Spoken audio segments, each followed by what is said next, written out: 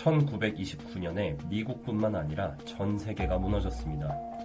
검은 화요일이라고 불리우는 이날, 뉴욕 증권거래소는 대혼란에 빠졌습니다. 투자자들은 서로가 앞다투어 주식을 팔아치우기 바빴고 주가는 끝없이 곤두박질 쳤습니다. 하루 만에 160억 달러가 증발했고 한순간에 수많은 사람들이 빈털터리가 되었습니다. 은행들은 뱅크런으로 문을 닫았고 사람들은 예금을 찾을 수 없었습니다. 본격적으로 시작된 경제위기의 실업률은 25%를 넘어섰고 길거리에는 일자리를 찾아 떠도는 사람들로 넘쳐났습니다. 일부 사람들은 하루에 한 끼를 해결하는 것조차 어려웠고 수천 개의 은행들이 도산했으며 기업들은 파산했습니다. 사람들의 얼굴에는 절망의 그림자가 드리웠습니다. 미국뿐 아니라 유럽과 아시아까지 경제위기는 확산되었습니다. 주요국들은 금본위제를 탈피하기 시작했습니다. 대공황 직전까지 주요국들은 금본위제를 지지하고 있었습니다. 전 세계적인 경기 침체로 금 보유량이 급감함에 따라 긴축 통화 정책을 강요당했고 영국은 1931년 금 본위제를 포기하면서 파운드를 약 20%에서 30% 절하했습니다. 이는 파운드의 몰락으로 불렸습니다. 미국 또한 1933년 금 본위제를 이탈하게 됐는데 3월에는 금의 판매 및 소지를 금지하고 6월에는 태환 중단을 선언하며 달러의 가치를 약 40% 평가 절하했습니다. 덕분에 연준의 통화 확대가 가능해지면서 디플레이션 탈출의 전기를 마련하게 되었습니다. 이는 현재 브릭스에서 보이는 탈달러 움직임과 유사한 점도 보입니다. 어찌되었던 그렇다고 달러의 신뢰성에 문제가 생기진 않았는데요.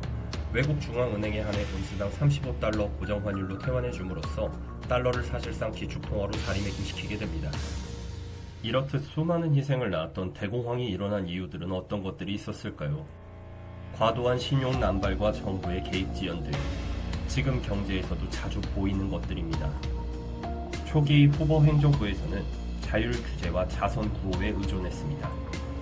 그러나 취업률과 산업 생산이 급락하기 시작하자 1930년 스무트 홀리 관세법을 통과시켜 수입품 관세를 대폭 인상했습니다. 이로 인하여 각국의 보복 관세가 이어지게 되면서 무역량은 더욱 위축이 되었고 경제 회복을 지연시키는 결과로 나타났습니다.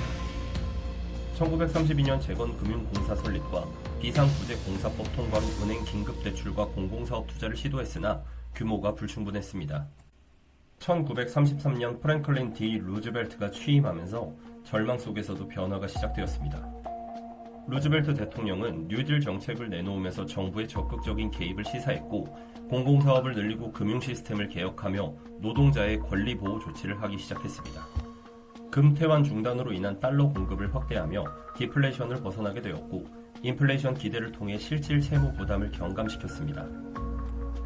이는 한국의 부동산 투자와도 비슷해 보입니다.